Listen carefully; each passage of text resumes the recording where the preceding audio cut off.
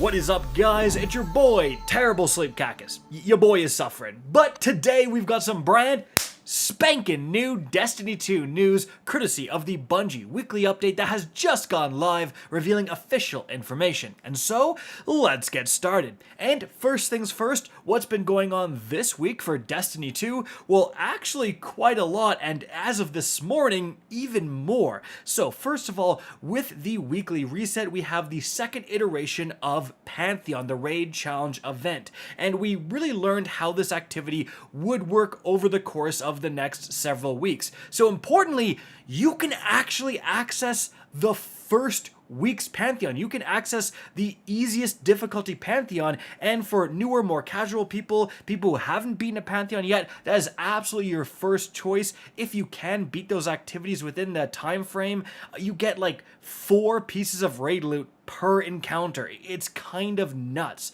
Now, as for Pantheon, this week they added the Oryx encounter, and I did make a guide on that, so check it out, it's linked right up above.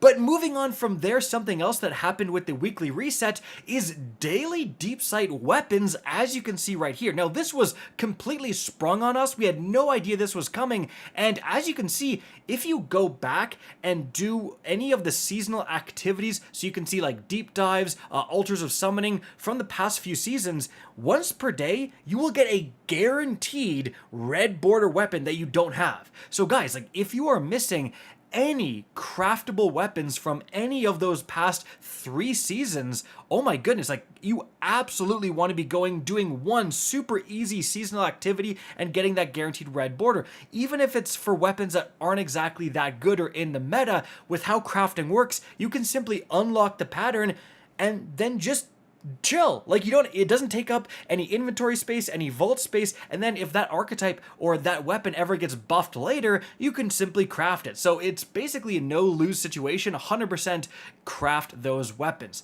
But moving on from there, guys, we get to the new stuff that happened today. And what happened today is Bungie just straight up dropping brand new final shape gameplay.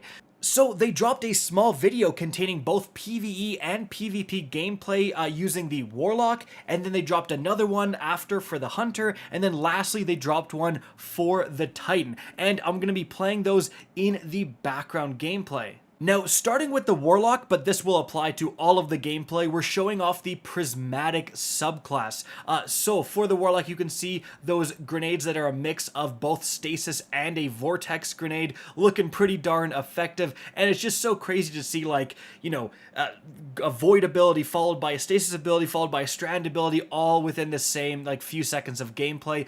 Then we have some PvP gameplay. Really, the cool thing here is that we're actually seeing what appears to be gameplay with a new Strand rocket sidearm. Now, the Indebted Kindness rocket sidearm has been a fantastic addition to the game. Such a good weapon, one of the most used weapons for Onslaught, so getting another one and getting a Strand one is definitely a big deal. We also see some more gameplay with that new solar buddy, like the little mortar pod guy here, which is sweet as well. After that, for the Hunter, we're going to start with PvP, and we actually have a brand new Void Auto Rifle being shown off just a little bit here, and then just more prismatic shenanigans, throwing the crazy grenade that's a mix of solar and stasis. Like, this poor guy who gets caught in it just has no chance. Yes, get grenaded.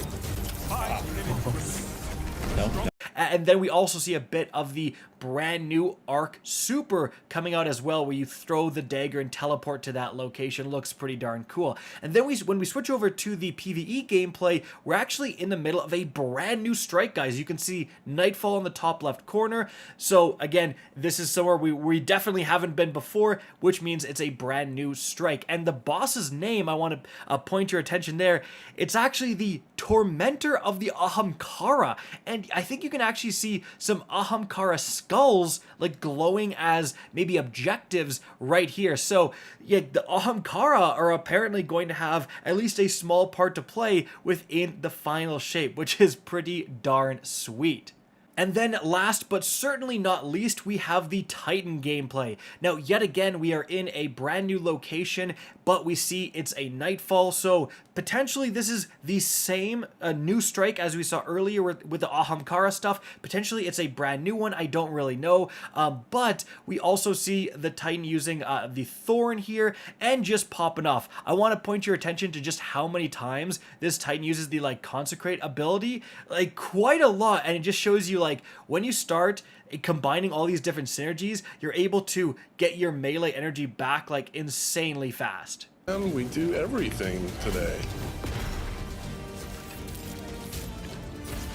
Now, as for the PvP gameplay, we see a well-placed prismatic grenade suspend someone. Remember, for the Titan, it's a mix of Strand and Arc. And then we see someone else gun down, and then finally we just have a shotgun kill. But I want to point your attention towards the shotgun. Guys, you can tell by the reticle that this is a precision frame shotgun like the Matador 64, and because of the tight spread, precision frames are super valuable within PvP, arguably the best PvP shotgun archetype. But if you look at the gun symbols, this is kinetic. And that is a big deal. Funny enough, I tweeted this out saying, oh my goodness, a kinetic precision frame, and I kind of got roasted by a couple of people like this guy here saying, oh my goodness, that's so mind-blowing. It's not like we already have several of those. Absolutely classic Destiny 2 Twitter moment right here, because yeah, we do not have several. This is the only kinetic precision frame shotgun in the game since the Dust Rock Blues from Forsaken 5 years ago. So basically, having a kinetic Matador 64 is kind of a big deal, especially if this is craftable. Oh my goodness, because the only other one that can go in that kinetic slot is the Fractithist from, again, years and years ago, which was Stasis. So yeah, like having another Matador 64 potential option here, whew, this could be saucy for PvP. But moving on from there, another massive announcement this week is that, as you can see right here, Shadowkeep, Beyond Light, and the Witch Queen, all three of those major expansions are open access and available for free for all players May 7th all the way to June 3rd, the day before the final shape. This is absolutely huge. If you're someone who does not own these expansions, this is a great time to experience them. And importantly, when Bungie does these free expansion events, and they sometimes have done them in the past, the gear you earn is permanently unlocked on your account. So if you go and get Witch Queen exotics, you can just use them forever, even when these expansions are no longer free after June 3rd. So tell your friends 100%, if they don't have these expansions, hop back on. It is a great time to play Destiny leading up to the final shape. And actually, if you're a PlayStation player, as you can see right here, you also get access to Lightfall if you have PlayStation Plus, I believe. So you get like almost every major expansion for free right now. That is crazy. But moving on from there, let's get into the brand new information within the TWAB. And the main thing Bungie reveals, guys, hold on to your butts, is going to be the new exotic class items coming within the final shape. Now, these are going to be, I believe, 4 prismatic subclasses exclusively. Here's how you earn them. The exotic class items will be a part of a new activity that unlocks after the raid World's First, at the beginning of week 2. We don't want to spoil what the activity is or about how you unlock it, but we can say it's farmable and you get a guaranteed random roll each time you complete it. This is crazy. So they then go into talking about how many exotic perks, because how these class items are going to work is that they have essentially 2 different exotic perks. And again, these 2 perks are random, almost like you're getting a legendary weapon. So they say, similar to how Prismatic has a selection of abilities among all light and dark classes, the exotic class items in the final shape will have a mix of exotic armor perks available for each class. We included some fan favorites as well as some perks that aligned with the Prismatic abilities and aspects. We also chose to put perks in each column that would compound with each other, allowing for combinations that felt powerful and complementary, such as the Warlock Bond with Spirit of Apotheosis and Spirit of Star Eater. Okay, so basically they're taking exotic perks from existing exotic armor pieces and smashing them together 2 for 1 exotic class item. Now Bungie continues, Prismatic is all about combining effects that used to belong to specific subclasses, and we wanted to bring that to the design of the exotic class items too. So in many cases, we have adjusted the perks to work better with a broader array of abilities. For example, Spirit of Caliban on the Hunter Cloak works with all powered melees, not just Proximity Knife. To keep things balanced, we have narrowed down some of the perk effects to what we believe the spirit of, get it, the original exotic was. This allows the combination of 2 of them to not be overwhelming, and it maintains a reason to run the original exotic armor when a perk on the exotic class item has the same effect as the original version. You should expect some tuning changes. For example, in the final shape, the original Armamentarium and 6 Coyote will gain the ability to create orbs of light from your grenade and dodge respectively. That's some pretty big buffs actually. And here's what's happening. So they just straight up revealed all of the possible perks that these different exotic class items can get. So for the Hunter, the exotic cloak is called Essentialism, and in the first column you can get Spirit of the Assassin. Finishers and powered melee final blows grant invisibility from the Assassin's Cowl. Spirit of Inmost Light, using an ability empowers the other 2 abilities, granting them improved grenade regeneration. That's a Titan exotic? What the heck? We have Spirit of Ophidian, weapons ready very quickly. Spirit of the Dragon, using your class ability reloads all weapons and increases weapon handling speeds for a brief time. Spirit of Galanor, hits and final blows with your super will return super energy after it ends. Wow. Then we have Spirit of Foe Tracer, damaging a powerful combatant or guardian with an ability grants you a temporary damage bonus for weapons matching that ability's element. Then we have Spirit of Caliban, powered melee final blows trigger and ignition. And then lastly, Spirit of Renewal, allies inside the dusk field take reduced damage and targets inside the area deal reduced damage. Then we have the second column here, guys. Now, first of all, we have Spirit of Star Eater. When your super energy is full, picking up an orb of power overcharges your super, granting it bonus damage. Spirit of Syntheseps, improved melee damage when you're surrounded. Spirit of Verity, so weapon final blows with a damage type matching your grenade grant a stacking grenade damage bonus. Spirit of, not even going to bother, gain woven mail when you use your grenade. Spirit of the Gear Falcon, your void weapons gain volatile rounds after you emerge from being invisible. Spirit of the Liar, dealing damage with a powered melee or being hit by a melee attack will allow you to follow up with an extremely powerful melee counter punch. And then we have Spirit of the Wormhusk, dodging gives small health and shield bump.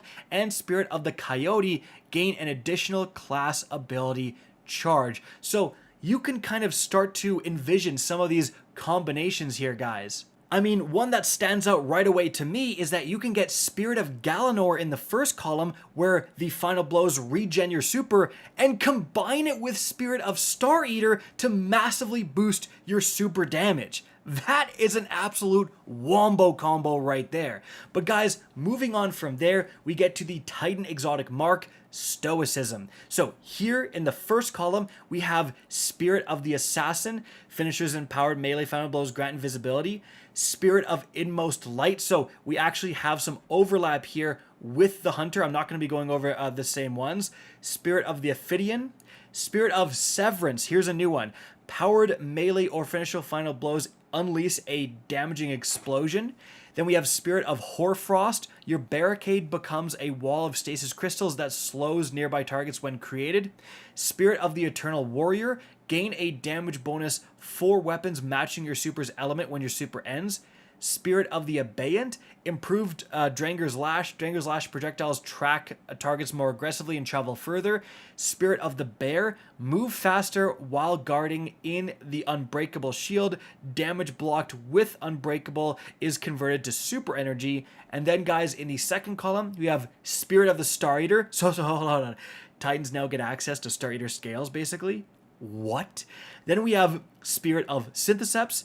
Then we have Spirit of Verity. Then we have Spirit of Contact. Damaging a target with a powered melee causes all nearby enemies to suffer lightning strikes and become jolted. Then we have Spirit of Scars. Final blows with weapons that have a damage type matching your super's element create a burst of healing around you that grants allies restoration. Spirit of the Horn. Your barricade unleashes a blast of solar energy that scorches targets. Spirit of Alpha Lupi generates a healing pulse when barricade is activated. And then lastly, Spirit of the Armamentarium, gain an additional grenade charge. Then moving on from there, we have the Warlock exotic band, Solipsism. So in the first column, we have Spirit of the Assassin again, Spirit of Inmost Light, and again, like the fact that the Warlock just gained access to the Inmost Light, the Titan exotic, it is so insane, basically. Then we have Spirit of Ophidian, Spirit of the Stag. Your Rift provides damage reduction to allied guardians standing in it. Spirit of the Filaments, casting an empowered Rift will grant you Devour. Spirit of the Necrotic, damaging combatants with your melee poisons them. Defeating a poisoned enemy spreads the condition. Spirit of Osmiancy, your grenades recharge quicker on hits. The Seeker spawn from Cold Snap travels further. You can see the difference is that it doesn't give you a second grenade. Then Spirit of Apotheosis, temporarily gain greatly increased melee and grenade regen after your super ends. Then guys, in the second column, we have Spirit of the Star Eater. Then we have Spirit of Syntheseps, Spirit of Verity, and then the new ones, Spirit of Vesper. Rift periodically releases arc shockwaves. Spirit of Harmony, final blows with weapons that have a damage type matching your super's element grant you super energy. We have Spirit of Starfire. Grenades recharge from empowered weapon damage with empowered weapon final blows granting more energy. And we have Spirit of the Swarm, destroying a tangle spawns threadlings. And lastly, we have Spirit of the Claw to gain an additional melee charge. Whew, there you have it, guys, and oh my goodness, this sounds insane. So in Final Shape, you're telling me I can play Prismatic, I gain access to Transcendence and crazy grenades that are a mix of two elements. I have all these different combinations when build crafting, and then I also can put on an exotic that basically has two exotic perks combined into one, and not just random exotic perks. These are like some of the best exotic armor pieces in the game have their perks present here. Wow.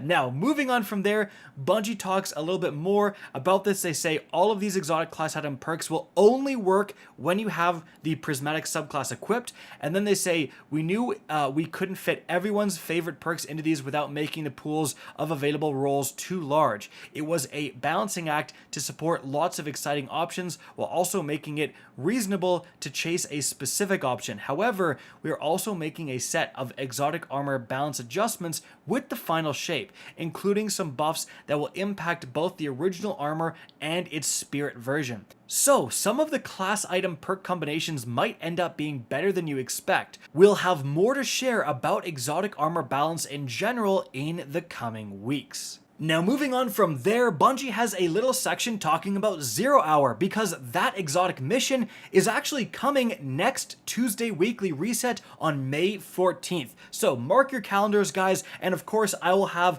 guides on how to beat the new updated 2024 version as well as the secrets within, so make sure you're subscribed. Now moving on from there, again, it's a lot of stuff we already talked about. But then we have the Gauntlet returns for its 10th anniversary. So on May 19th, Team Bungie will compete in the Gauntlet, a charity tournament of tabletop games amongst game industry professionals, all in support of our longtime partner Gamers Engaged. So you can see the information right here, and there is what looks to be a really shiny exclusive emblem up for grabs.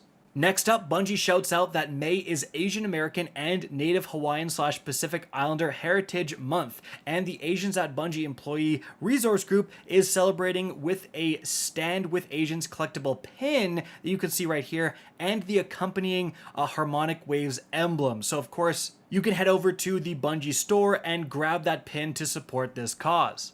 And guys, whew, that is going to be it. What an absolutely massive day for news. Like the new gameplay showing off new weapons, the exotic class items sound so bonkers. I'm already theory crafting some of the crazy builds you can possibly make here. Guys, I hope you enjoyed the video, found it informative, and if you did, please remember to help me out by simply rating and especially sharing this video. If you guys want to see more Destiny 2 content similar to this, don't be afraid to slap that subscribe button. If you want to get in touch with me and keep up to date with the latest channel activity, the best way is to follow me on Twitter at RickCacus. That is linked in the description down below. Again, I hope you enjoyed the video, and as always, have a good day.